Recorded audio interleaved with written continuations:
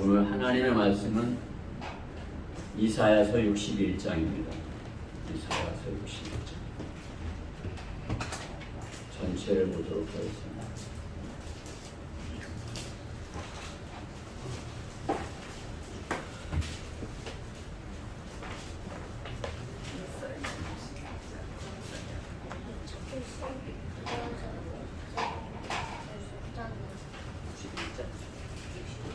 이사야 61장입니다.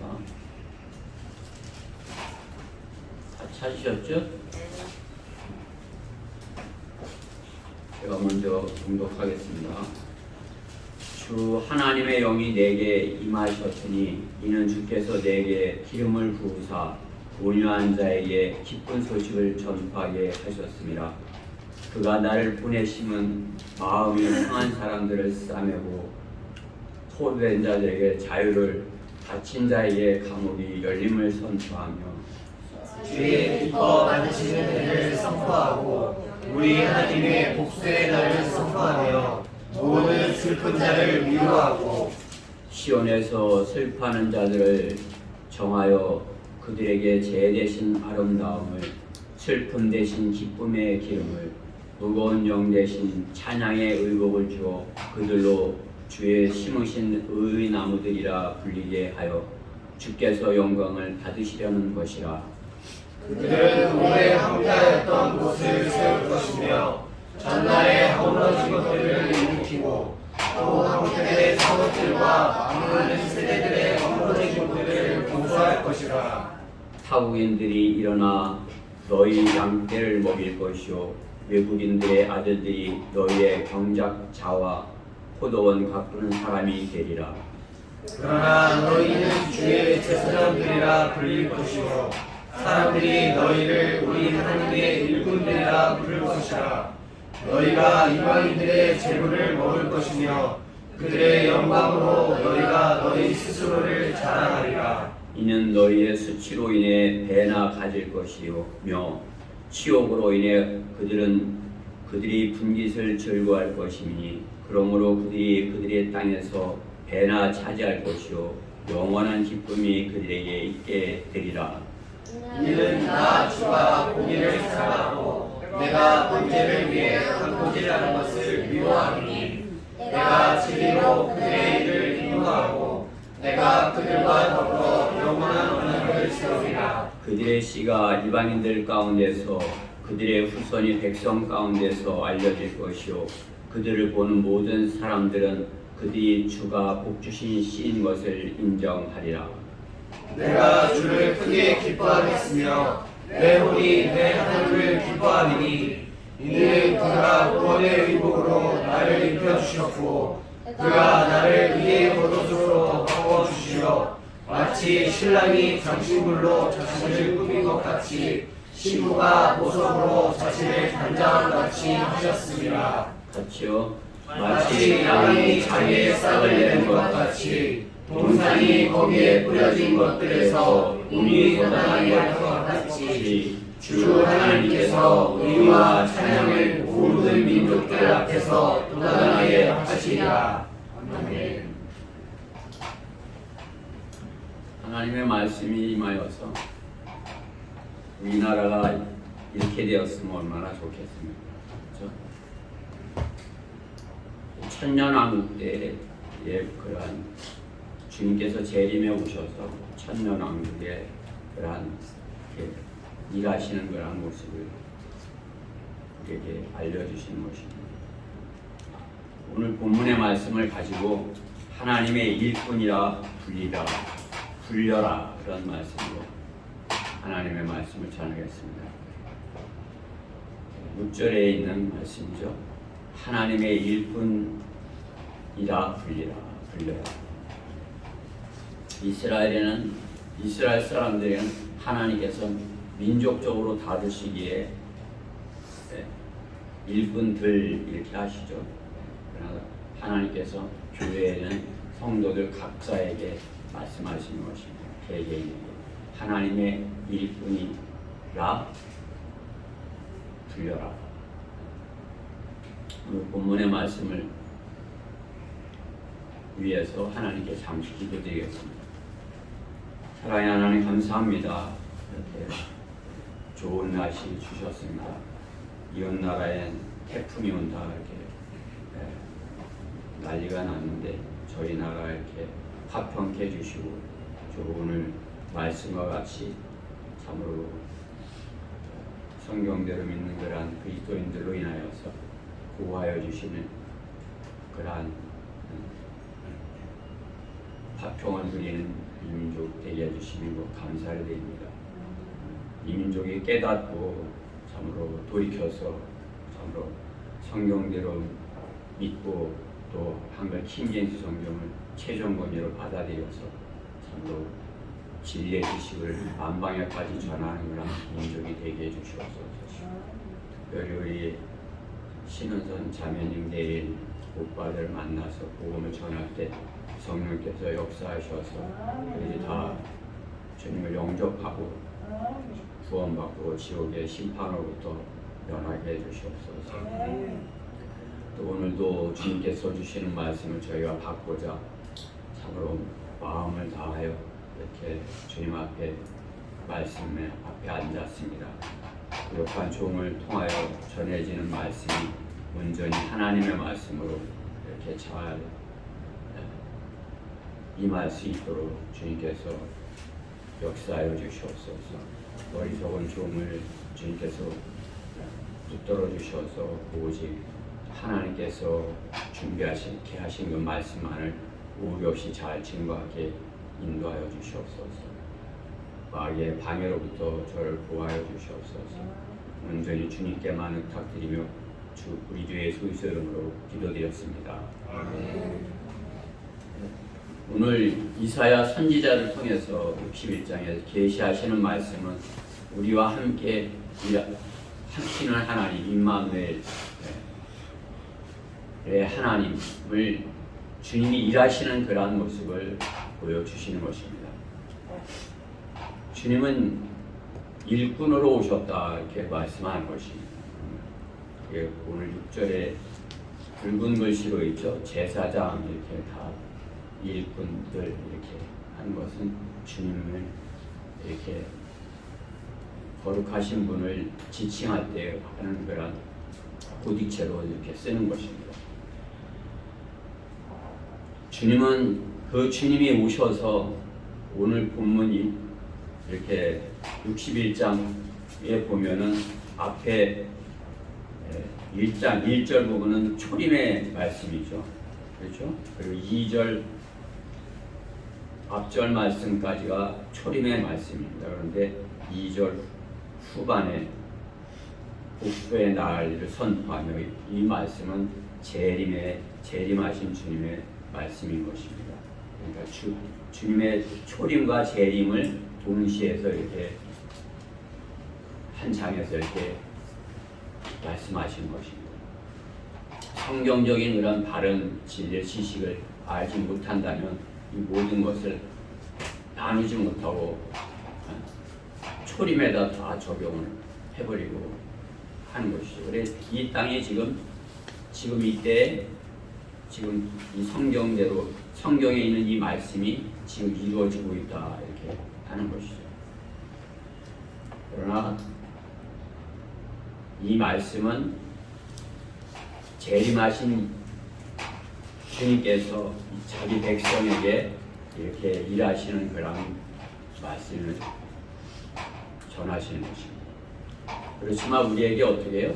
이 말씀을 저희가 영적으로 적용을 해서 우리 그리스도인이 어떻게 하나님의 일꾼으로서 일을 할 것인가 그것에 대하여서 우리가 영적인 교훈을 얻고자 하는 것입니다. 주님은 주님의 제자들을 일꾼이라 이렇게 하시는 것입니다. 일을 하는 그런 일꾼이다. 제자들을 불러서 그들에게 주님의 오신 것을 증거하게 하기 위하여 일꾼으로 삼으신 것입니다. 주님의 제자들 일꾼인 것입니다. 그 사람을 낚는 어부, 어부는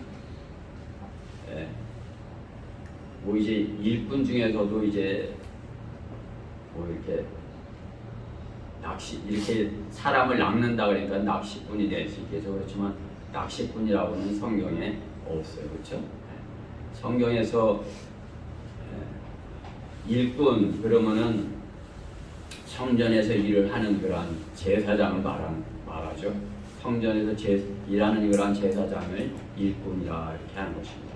에스겔 45장 4절에 보면 그 땅의 거룩한 구역은 주를 섬기려고 다가오는 성소의 일꾼들인 제사장들을 성소의 일꾼들인 제사장들 이렇게 말씀하는 것이죠. 성소에서 일하는 일꾼들을 제사장이라 이렇게 하는 것이죠. 또 구약에서 일꾼은 주님의 일꾼은 찬양을 하는 그런 사람들을 일꾼이라 이렇게 하는 것이에요. 역대상 25장 보면 25장 전체가 그 일꾼들의 이름을 일일이 다 이렇게 하는 것이죠. 또 일꾼이라 하면은 성경에서 일꾼이라면 성전을 짓는데, 성전을 건축하는데, 또 성전을 보수하는데 일하는 사람들을 일꾼이라 이렇게 칭하는 것을 본 것입니다. 열왕기 하 12장 14절에 그들이 그들의 돈을 오직 일꾼들에게 주어 그 돈으로 주의 전을 수리하게 하셨나이다. 주의 전을 수리하는 사람들은 주님의 일꾼들이라 이렇게 하는 것입니다. 즉 성전에서 일하는 사람들을 일꾼이라고 하는 것입니다. 성전에서 일하는 사람들 제일 많은 그 족속이 어디예요? 레위인들인 것이죠. 레위인들이 그렇기 때문에 가장 많이 일꾼으로 언급되는 것을 볼 수 있습니다. 하나님께서 그 특별한 재능을 주셔서 그 특별한 그 일에 종사에 하는 사람들을 성경에서는 꾼이라 이렇게 한 것이에요.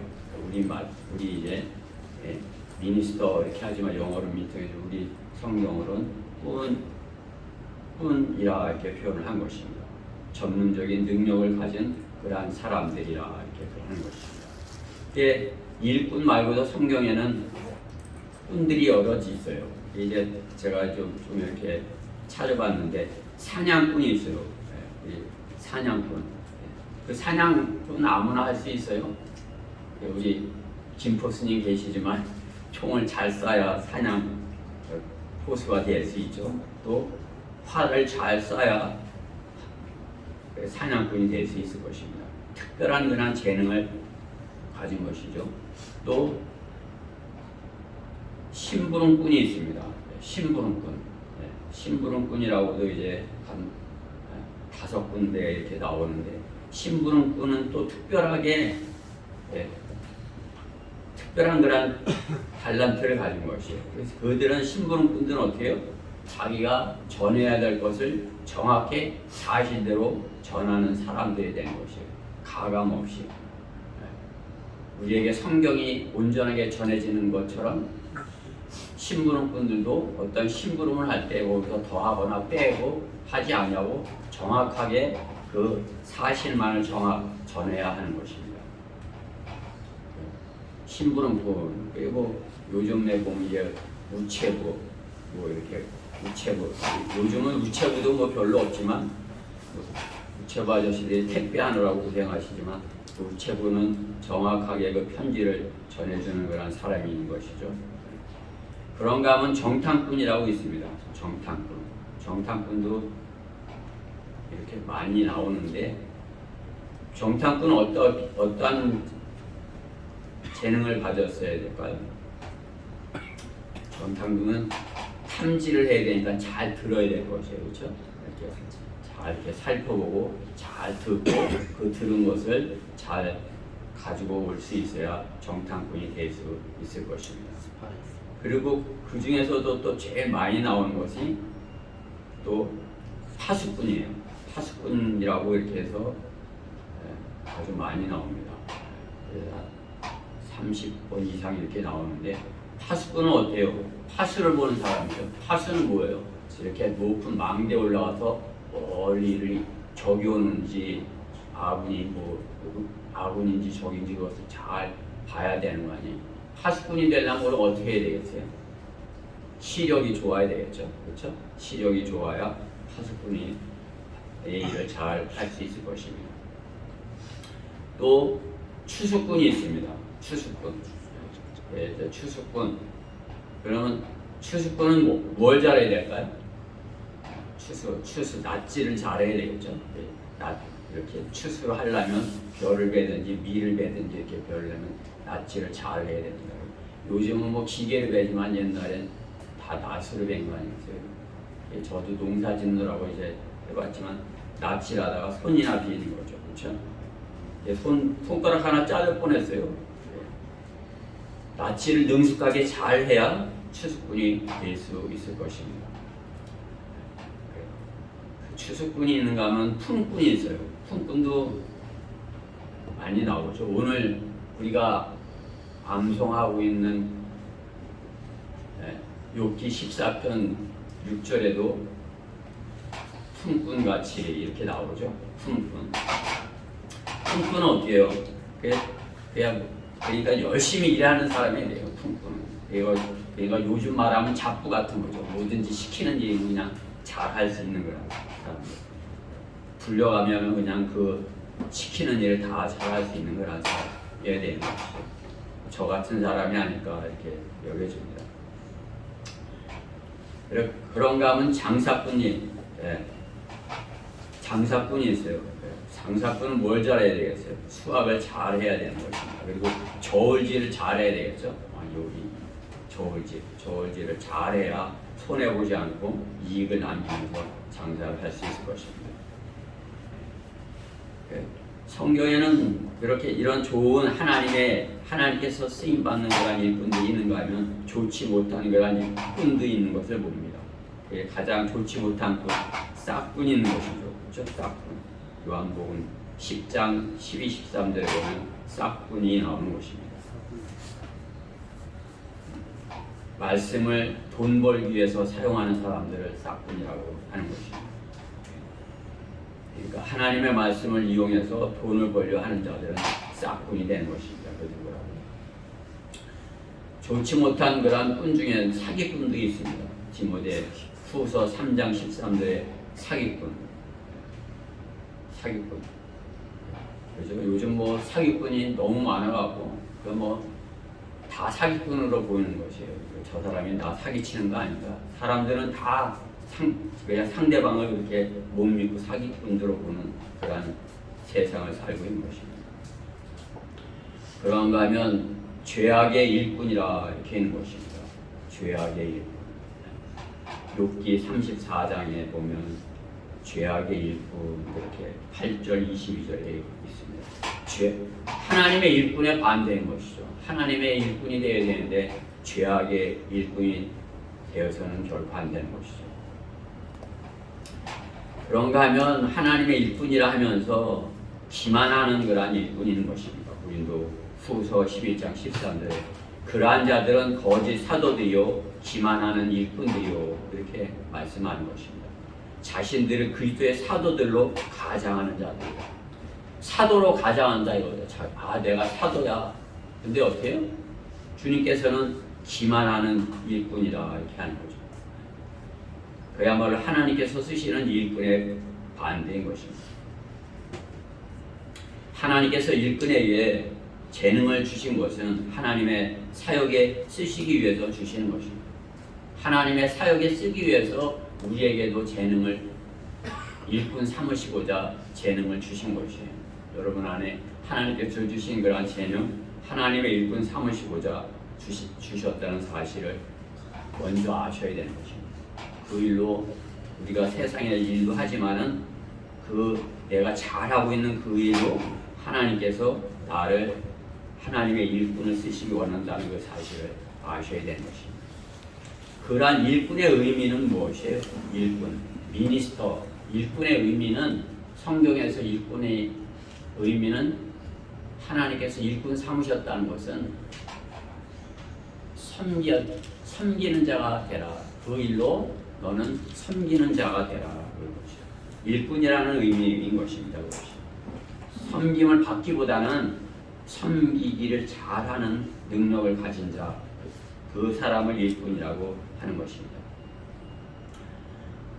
본문에서 주님은 하나님의 일꾼으로 묘사되는 것입니다. 우리 주님이 일꾼으로 묘사되는 것이에요. 왜 주님께서 오셔서 천년왕국에서 그 천년왕국에 참 우리가 그 같이 통치하게 그렇게 합당한 그러한 왕국을 만드는, 그게 오늘 보면 너무나도 아름다운 그러한 모습을 이렇게 볼 수 있는 것이죠.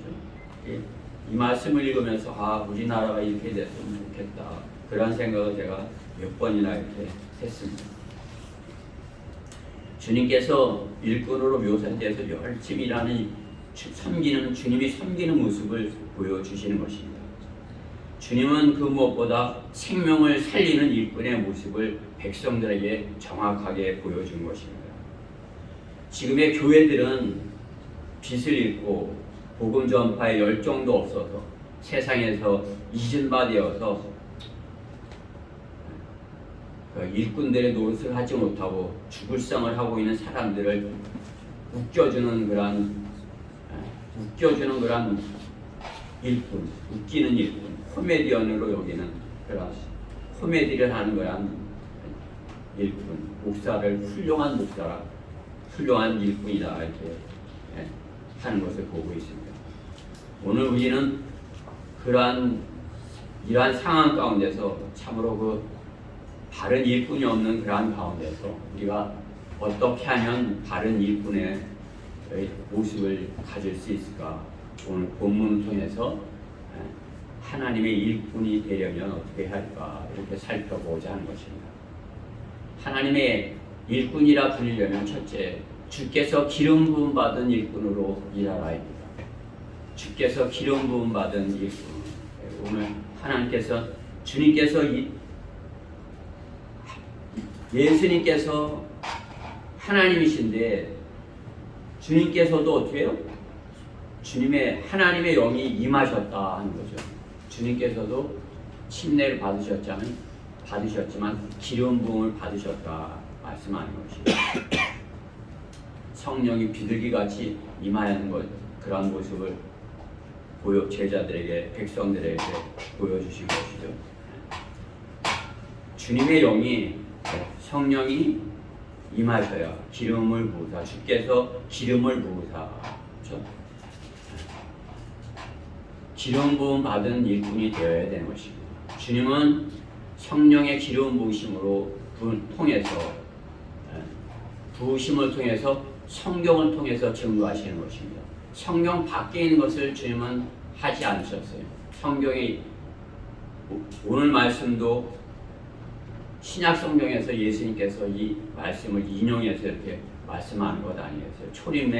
초림을 증거하실 때 오늘 61장 1절과 2절 앞절만을 읽고 거기서 멈추시는 것이에요. 그렇죠? 2절 앞에 주의 기뻐 받으신 해를 선포하고 거기까지만 딱 읽으시고 이렇게 성경을 닫으시고 말씀하는 것을 볼 수 있죠. 누가복음 4장 17절에서 그렇게 인용하시는 것입니다. 성령 하나님의 기름 부으심의 역사를 성경을 통해서 증거하시는 것입니다. 성령 하나님의 기름 부으심은 하나님의 일꾼에게 하나님의 능력을 부어주시는 것입니다.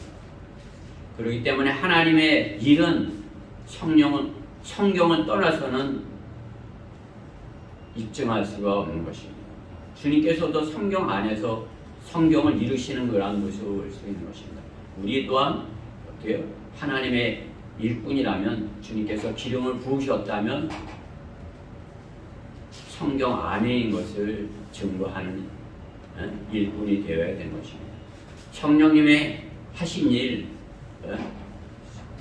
하신 그 증거가 바른 증거인지 그 판단하는 것은 성경에 있는지, 성경에서 벗어난 건지, 성경에 있는 사역인지, 성경의 외 밖에서 있는 사역을 하는 것인지, 그것을 비춰보면 알 수 있는 것입니다.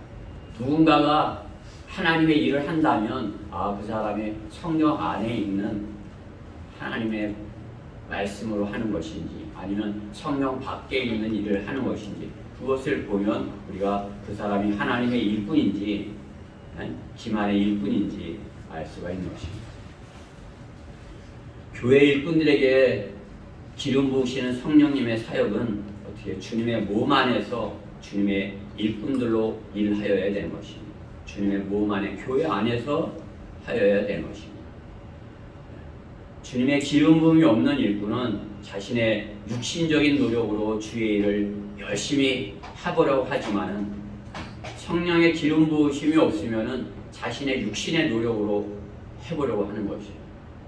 그렇죠? 기름이 없이 성령의 기름 부음이 없이 일을 한다는 것은 고생만 하는 것이죠. 그렇죠? 고생만 하는 것이에요. 스스로 주의 일꾼이 되어 자기 하고 싶은 대로 하는 사람들인 것입니다.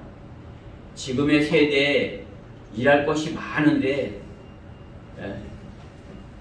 하나님께서는 일꾼이 적은 세대라 말씀하는 것이죠. 우리가 지금 마지막 때 추수할 것이 많은데 그야말로 구원받지 못한 사람들이 너무나도 많은데 그것을 거둬들일 추수꾼은 적은 세대라 말씀하는 것입니다.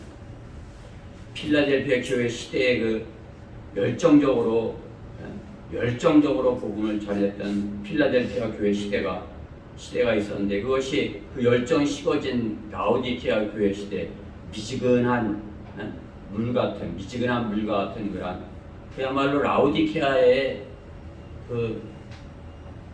온천이 있는데 미지근하다는 거 아니에요.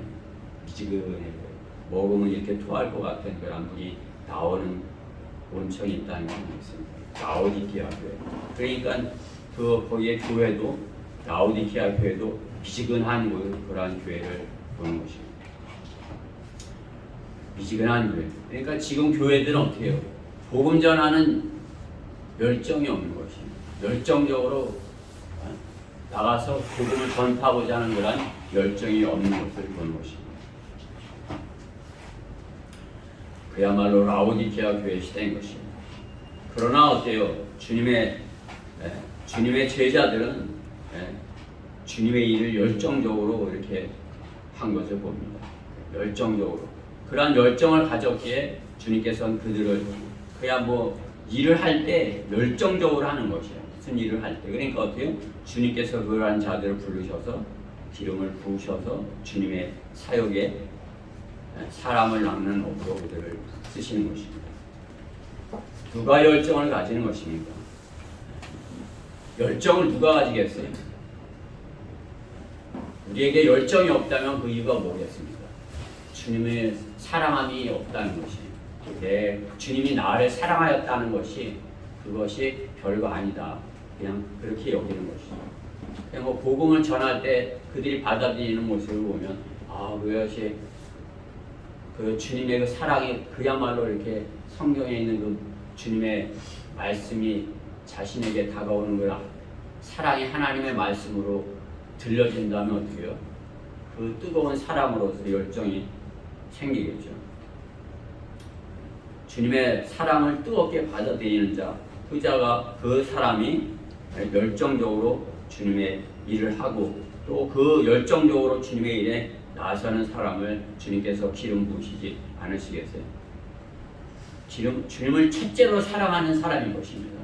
주님을 첫째로 사랑할 때 뜨거운 열정으로 주님의 일꾼으로서 일을 할 수 있는 것입니다.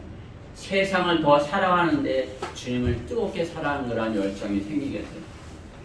세상보다 주님을 더 사랑하기에 주님을 더 열정적으로 사랑하기에 뜨거운 열정으로 주님을 일을 하고자 하기에 어떻게 해요? 그 사람에게 성령님께서 기름을 부어 주시는 것입니다. 주님의 사랑을 첫째로 사랑하는 것, 그 사람이 주님을 열정적으로 사랑하고 주님을 열정적으로 이렇게 주님의 일꾼이 되기 원하는지 그것을 어떻게 알 수 있는 것입니다. 주님의 그 자신에게 주신 그 사랑을 자랑하는 자인 것입니다. 주님의 사랑을 자랑하는 자. 그렇죠? 사도 바울의 열정, 그렇죠? 사도 바울의 열정, 그 뭐 최고의 열정인 것이죠. 고린도전서 9장 15절 말씀에 보면 그러나 내가 이런 것을 하나도 사용하지 아니하였으며 또 이러한 일을 기록한 것은 나에게 그렇게 해달라는 것이 아니니 누군가 나의 자랑함을 헛되게 하느니 차라리 죽는 것이 더 나으리라. 자신이 죽는 것이 더 낫다 이렇게 하는 거죠. 9장 16절 말씀에 보면 내가 복음을 전할지라도 내게 자랑할 것이 없으니 이는 내가 부득불 해야 할 일이기 때문이라. 만일 내가 복음을 전하지 않으면 정녕 내가 화로다. 복음을 전하지 않는 것, 다른 것이 화가 아니라 내가 복음을 전하지 않는 것, 그것이 화다. 이렇게 열정적으로 증거하는 것을 보는 것입니다. 주께서 기름 부으셔서 주님을 열정적으로 전하기 위함은 하나님의 일꾼으로 그를 삼으시기 위한 것입니다. 여러분 안에 내 안에 성령님이 계셔. 그러면 여러분 스스로도 아는 것이요. 내가 하는 일이 내가 그냥 남을 따라서 억지로 해보는 건지 아니면 내가 이렇게 전하니까 성령님께서 그냥 내가 잘 못하는데 성령님께서 나를 이끌고 복음을 전하게 하시는지 여러분 스스로도 아는 것이고 그러면 주님께서 내 안에 함께 하시는 그러한 기쁨으로 충만한 것을 느끼는 것입니다. 내 안에 주님이 성령으로 충만해지는 것. 그러니까 뭐가 주님이 하시니 내가 거기에 또 이렇게 하고 그야말로 주님과 보조를 맞추면서 그냥 열정적으로 주님의 사역을 할 수 있게 되는 것입니다. 혼자라고 못해요? 아닌 것입니다. 주님과 동행하면서 하는 것입니다. 그렇죠? 우리가 둘이서 하면 더 효과적으로 이렇게 하지만 혼자도 주님께서 성령께서 내 안에 하시면은 그 담대하게 전할 수 있는 것입니다. 오빠들이 다 있더라도 나 혼자라도 성령이 내 안에 역사하시면 담대하게 그들에게 오빠들에게 복음을 전할 수 있는 것입니다. 기름 부으심, 성령의 기름 부으심은 우리가 열정적으로 주님의 일꾼으로서 하기 위하셔서인 것입니다.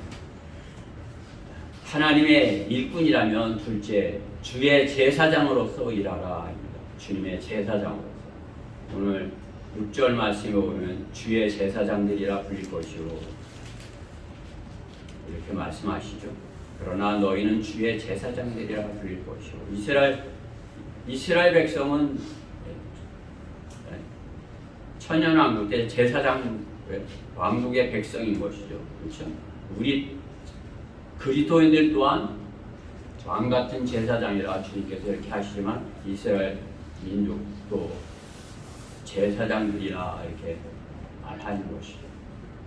다 이렇게 우상을 섬기는데 이스라엘 백성은 하나님을 섬기는 거 아니에요. 그러니까 하나님께서 특별히 그들을 더 사랑하셨고 그들을 주님의 일꾼들로 이렇게 쓰신 것입니다. 아브라함을 일꾼으로 이렇게 쓰신 것입니다. 모세를 일꾼으로 이렇게 쓰신 것입니다. 왜 주님께서 그들을 제사장으로 삼으신 것인지 오늘 꼭 찾아보고자 하는 것입니다. 제사장이 하는 일이 무엇이에요? 성전에서 제사 지내는 일을 하는 사람들이 제사장입니다. 그렇죠?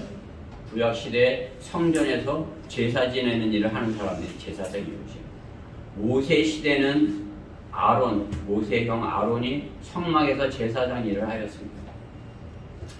다윗이 왕국을 이루고 그 성전을 다윗의 아들 솔로몬이 성전을 짓고 나서는 어떻게 해요?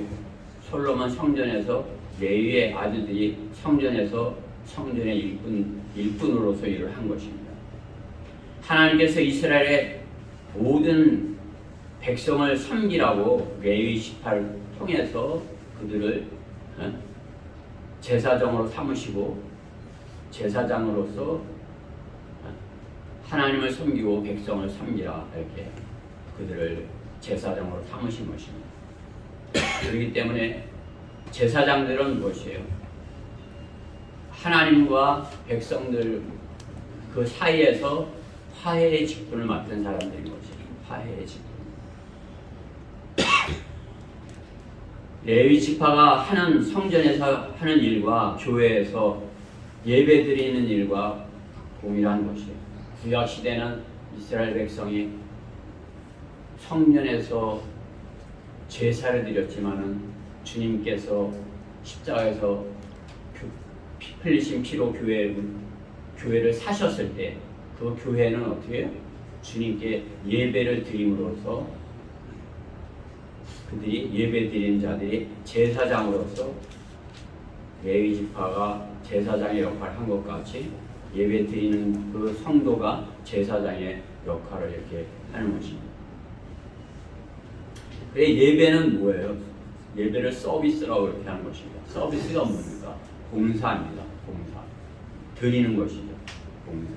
교회 예배는 하나님께 제사 드리는 일을 성도가 하는 것입니다. 구약의 레위 지파만 성소에서 일을 하였지만 교회 예배는 어떻게 해요? 모든 성도가 제사장인 것입니다. 여러분들이 다 제사장인 것이에요. 다. 각자가 하나님께 제사장으로서 봉사를 하는 것입니다. 여러분들도 다 같이 제사장으로서 봉사를 하는 것입니다.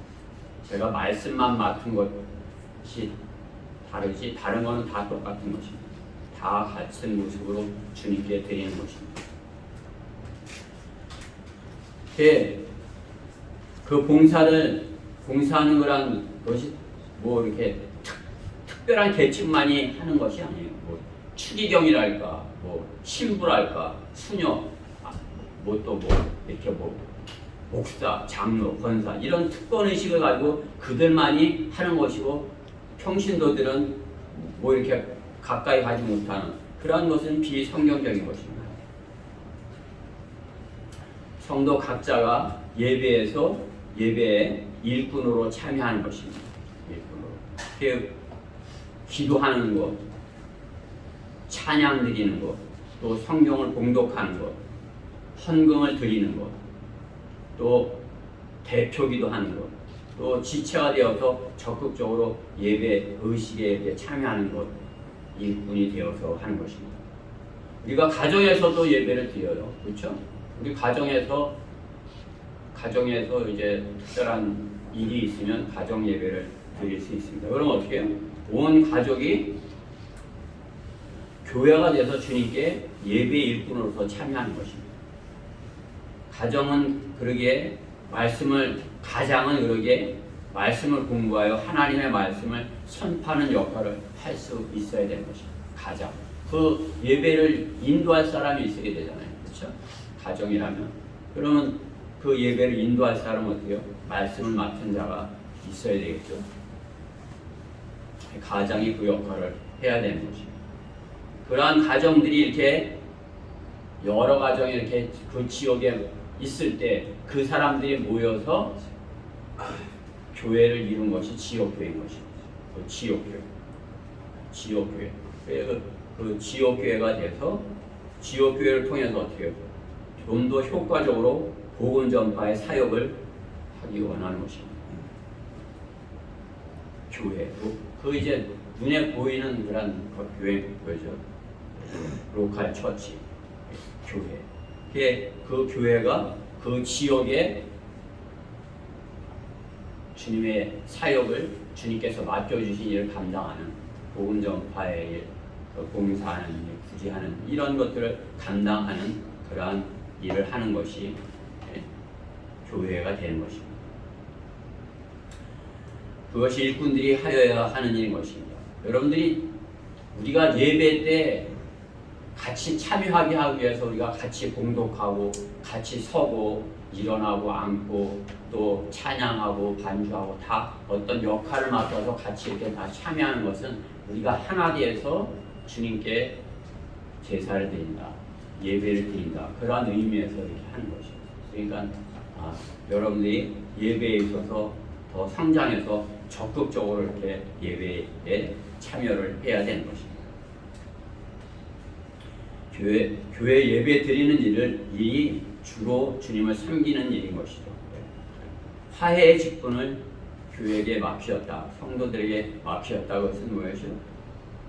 화해하기 위해서, 우리가 하나님과 화해하기 위해서 그 직분을 우리가 맡았다 말씀하는 것입니다. 제사장의 직분, 화해의 직분인 것입니다. 성도의 직분, 화해의 직분인 것입니다. 교회 일꾼의 일, 화해의 일꾼이라 말씀하는 것이죠. 화해의 일꾼. 고린도 후서 5장 18절 말씀을 보면 모든 것이 하나님께로부터 났으며 그분께서는 예수 그리스도를 통하여 스스로 우리와 화해하셨고 화해의 직분을 우리에게 주셨으니 라 말씀하는 것입니다. 우리에게 화해의 직분을 맡겨주셨다는 말씀하는 것입니다. 즉 하나님께서 그리스도 안에 계셔서 세상을 자신과 화해하게 하시고 그들의 죄가를 그들에게 돌리지 아니하시고 우리에게 화해의 말씀을 맡겨주시는 것이라. 그러므로 이제 우리는 그리스도를 대신한 대사로서 하나님께서 우리를 통하여 너희를 권면하신 것 같이 우리도 그리스도를 대신하여 너희에게 간구하노니 너희는 하나님과 화해하라. 우리는 하나님과 화해하라. 그것을 전하는 자들인 것입니다. 또 우리 또한 어떻게 해요? 하나님과 화해가 되지 않았다면 예배를 통해서 제사장으로서 주님 앞에 나아가서 하나님과 화해가 내가 먼저 돼야 됩니다. 내가 먼저 하나님과 화해가 돼야 나가서 화해의 직분을 전할 수 있는 것입니다. 화해의 직분을 감당할 수 있는 것입니다. 그렇죠? 그러니까 우리가 제사장의 직분, 화해의 직분을 가졌다면 주님과에도 아무런 그런 교제하는데 아무런 어려움이 없어야 되지만 세상에서도 누구와도 교제하는데 어려움이 있어서는 안 돼요. 그러면 화해의 직분을 감당하지 못하는 것이에요. 주님 앞에 내가 화해했습니다 할 수 없는 거죠. 주님과 제가 화해했습니다. 너 누구랑 화해 못했지? 하는 것이에요. 그러니까 어떻게? 그것을 화해하고 와. 나한테 먼저 나랑 화해하고 싶으면 먼저 화해하고 와. 이렇게 하는 것이죠. 그렇기 때문에 어떻게? 우리는 누구와도 화해를 먼저 해야 되는 것입니다. 가뜩이나 한 교회 안에서 성도 간의 화해는 화해하지 못한다는 것은 하나님께 화해를 받을 수 없다는 그런 사실을 알아야 되는 것입니다. 너희는 하나님과 화해하라. 그렇기 때문에 하나님의 일꾼은 세상의 죄인들을 하나님의 사랑으로 인도하는 일꾼의 역할을 하는 제사장이 되어야 되는 것입니다.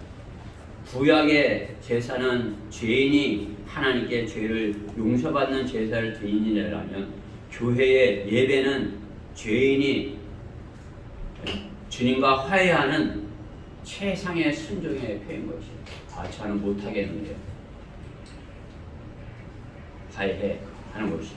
그것이 그때 할 때 어떻게 예배 드릴 수 있는 일꾼으로서의 화해의 직분을 맡은 자의 모습인 것입니다. 하나님의 일꾼이 되려면 셋째, 언약의 신부로 주를 크게 기뻐하라는 것입니다. 우리는 그리스도의 신부죠. 언약의 신부는 이스라엘을 말하죠. 그렇지만 그들이 크게 기뻐하는 것처럼 우리도 크게 기뻐해야 되는 것입니다. 7절부터 9절 말씀을 보면 이는 너희의 수치로 인해 배나 가질 것이며 배나 가진다 이거죠. 배. 뭘 가졌는데 배나 가진다. 치욕으로 인해 그들은 그들의 분깃을 즐거워할 것이며 치욕을 당하는데 즐겁게 될 것이라는 거죠. 그들이 이스라엘 백성이 그렇게 된다 이거죠. 즐겁게 될 겁니다. 이스라엘 백성이 다음에 배나 받게 될 백성이라는 거죠. 그죠? 이 다음에 그들은 분깃을 즐거워하게 될 것이다. 치욕으로 인해 그들은 분깃을 즐거워하게 될 것이다. 그들은 그들의 땅에서 배나 차지할 것이요 영원한 기쁨이 그들에게 있으리라. 이스라엘에게 하시는 말씀이에요. 그들이 천년왕국 때는 영원한 기쁨을 누리게 될 것이다 말씀하는 것이에요. 이는 나 주가 공의를 사랑하고 내가 번제를 위해 강도질하는 것을 미워함이니 내가 진리로 그들의 일을 인도하고 내가 그들과 더불어 영원한 언약을 세우리라. 이스라엘과 영원한 언약을 맺겠다 약속하시는 것입니다. 번제를 위해 강도질하는 것. 이스라엘의 과거 이스라엘 백성의 그 모습이죠. 그냥 백성들의 것을 빼앗으려고 번제를 이렇게 해서 강도질을 했다 이거죠. 지금의 교회의 모습과 같은 것입니다. 제도교의 모습과 같은 거죠. 싹분들에 하는 그런 짓들이 이 강도질인 것입니다. 그들의 씨가 이방인들 가운데서 그들의 후손이 백성 가운데서 알려질 것이요 그들을 보는 모든 사람은 그들이 주가 복주신 씨인 것을 인정하리라. 주님께서 복주신 그러한 씨다 말씀하는 것입니다. 이스라엘의 영원한 언약. 신부는 어떻게 해요? 신랑만을 기뻐해야 되는 것입니다. 신부. 그렇죠? 오늘 신부라 이렇게 말씀하시는데 이스라엘의 신부예요. 그럼 어떻게 해요? 여호와 하나님만을 기뻐해야 되는 것이에요. 여호와 하나님만을 기뻐할 때 그들은 하나님께 오늘 이렇게 주님께서 약속하시는 그런 것들을 받을 수 있는 것이죠. 신랑이신 주님이 영원한 약속을 주셨기 때문에 그들은 기뻐하는 것입니다. 이스라엘은 여호와 하나님만을 기뻐하여야 했습니다. 그러나 이스라엘은 한눈을 팔았고 주님만을 기뻐 섬기지 못했습니다. 그들이 당한 그러한 징계로 이방 왕국의 종로로 함은 주님의 질투이기 때문인 것입니다.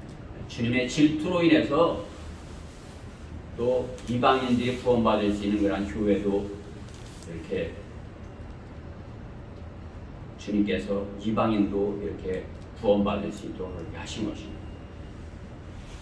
내가 교회를 사랑하며 너희로 질투나게 시기나게 하려 함이라고 하시는 것입니다. 주님을 사랑하기에 사랑하는 자가 한눈을 팔 때 질투하시는 하나님이신 것입니다. 그러기에 하나님의 성품은 그 질투의 반대, 첫째가 사랑인 것입니다. 절대적인 사랑인 것입니다. 그게 다른 것을 뭐 이렇게 봐주는 것이 아니라 나만을 사랑해 말씀하는 것입니다. 나만을 사랑해. 신부는 어떻게 해요? 신랑만을 사랑해야 되는 것입니다. 그리스도인은 어떻게 해요? 교회는 어떻게 해요? 예수님만을 사랑해야 되는 것입니다. 예수님만을 첫째로 사랑해야 되는 것입니다. 그리스도인들은 그러한 절대적인 사랑을 주님의 절대적인 사랑을 받은 자들인 것입니다. 예수 그리스도는 어린 양이 되셔서 사랑하셨기에 양이 되셔서 속죄 우리 죄를 대신하는 십자가를 지신 것입니다.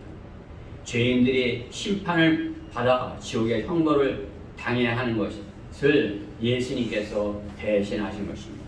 십자가는 그러기에 하나님의 희생을 입증한 장소인 것입니다. 죄 없으신 주님이 죄인들의 죄를 대신하신 그러한 장소인 것입니다. 그러한 희생의 장소인 것입니다. 십자가로서 주님의 사랑을 온전하게 우리에게 사랑이 어떠한 것인지 온전하게 가르쳐 주신 것입니다. 주님의 십자가 우리가 죄 없으신 하나님께서 우리의 죄를 대신 지셨다 말씀하는 것입니다. 오늘 본문 앞에 이사야 53장 4절의 말씀에 보면 있죠. 실로 그가 예수님의 모습을 이사야 53장 4절에서 이렇게 예언하고 있는 것을 볼 수 있는 거죠. 십자가의 모습을 우리에게 보여주시는 것입니다. 이사야 53장 4절에 실로 그가 우리의 질고를 지고 우리의 슬픔을 지었는데도 우리는 그가 형벌을 받아 하나님께 맞으며 고난당한 줄로 생각하였도다. 그러나 그는 우리의 허물로 인하여 상처를 입었고 그는 우리의 죄악을 인하여 상하였도다. 우리의 화평을 위한 징계가 그에게 내려졌고 그가 맞은 채찍으로 우리가 치유되었도다.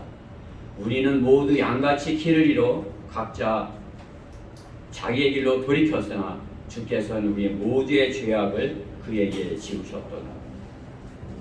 그가 억압을 당하고 고난을 당하여도 그의 입을 열지 아니하였으니 그가 어린 양처럼 도살장으로 끌려가며 또 털 깎는 자들 앞에 양이 말이 없듯이 그가 자기 입을 열지 아니하였도다.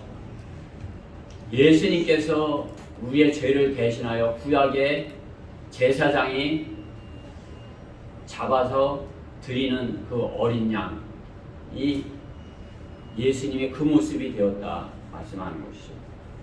우리의 죄를 대신하여 예수님이 양과 같이 도살장으로 끌려가는 그러한 양과 같이 되었다 이렇게 말씀하는 것이죠. 구약의 말씀이지만은 이 말씀이 주님의 십자가를 증거하는 데 있어서 아주 합당한 말씀이에요. 그렇기 때문에 우리가 이 말씀을 우리가 암송하기로 했나요? 네, 했죠? 그러니까 이 말씀을 암송하는 것이에요. 그러니까 여러분들이 이제 하나님의 말씀을 암송하고 그 말씀으로 이렇게 전하다 보면 그 말씀 안에 있는 하나님께서 주신 그 단어, 양이 여기 양이 있잖아요. 그럼 이 양을 갖고 그들에게 전하는 거죠. 너희들은 다 길 잃어버린 양이다. 다 어디로 갈지 뭐 맹세에게 쫓기는 그런 양의 모습이다. 그렇죠? 우리가 지금 암송하고 있는 말씀은 뭐예요? 우리 인생이 풀의 꽃이다 이거죠. 그럼 이제 꽃에 대해서 그냥 뭐 이렇게 그 말씀을 제시하고 그 말씀을 풀어서 그 꽃에 대해서 우리 인생이 꽃과 같다. 그 말씀이 내 안에 있으면 그 말씀을 갖고 얼마든지 이렇게 복음을 전하는데 유용하게 하나님의 말씀을 풀어서 전할 수 있는 것입니다. 주님께서는 그렇게 해서 우리에게 참으로 이렇게 하나님의 말씀을 그냥 부르는 것보다도 더 기름 위에 흐르는 것처럼 기름 부음 받은 자가 이렇게 하는 것처럼 이렇게 하나님의 말씀을 참으로 이렇게 잘 전할 수 있게 하시는 것입니다.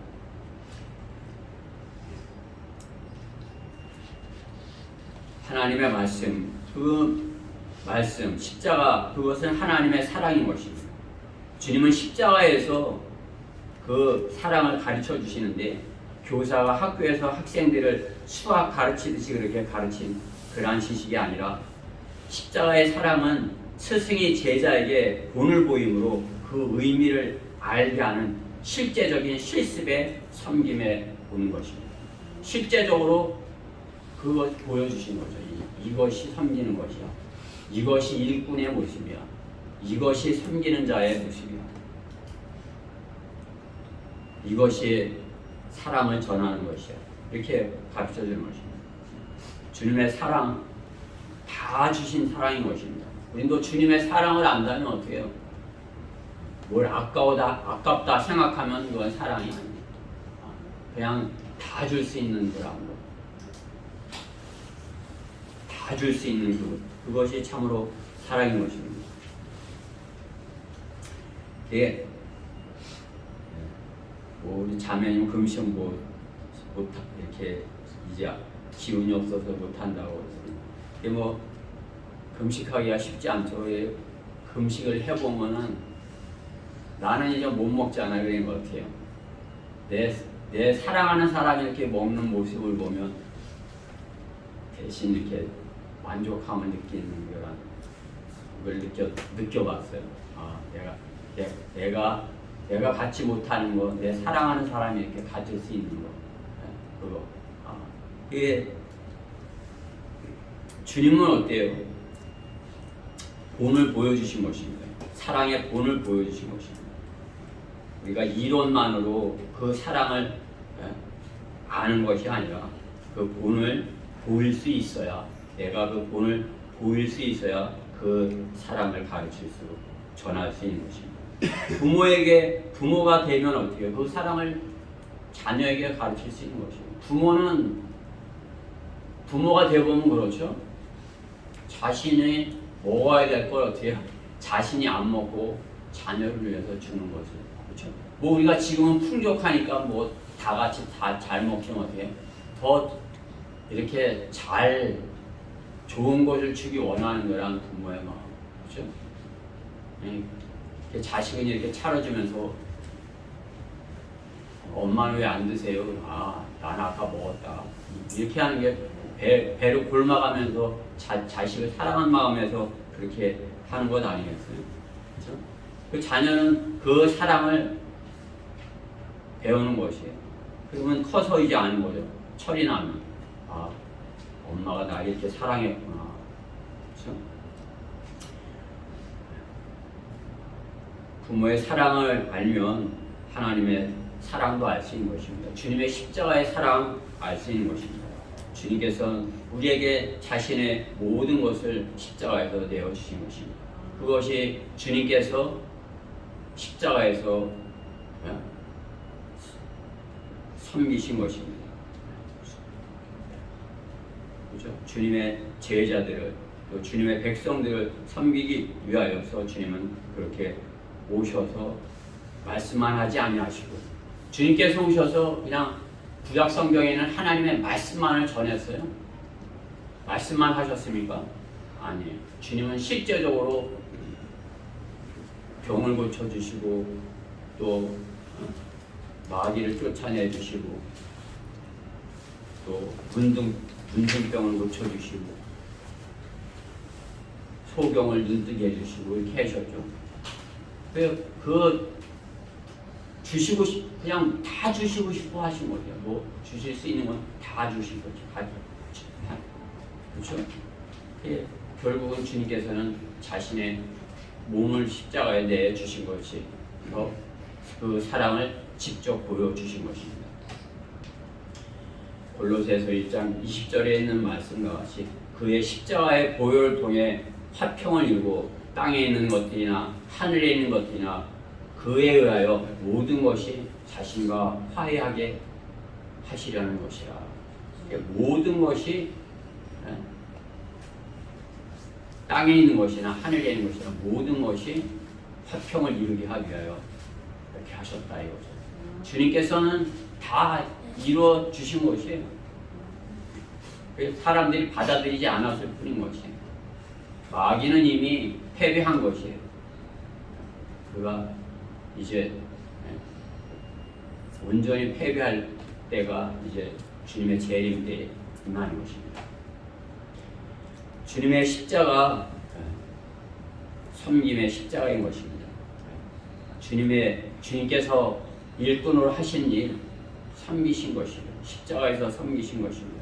교회의 일꾼들, 내가 교회의 일꾼이랑 어떻게 해요? 주님의 그 십자가를 자기 십자가를 지고 따르라 하신 주님의 말씀과 같이 그 십자가를 지고 따르는 그런 일꾼이 되어야 되는 것입니다.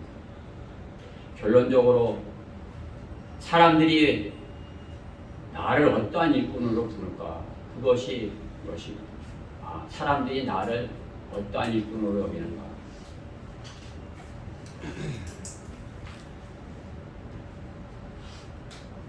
세상에서 유능하다 여겨지는 그런 유명한 목사들은 어떻게 해요?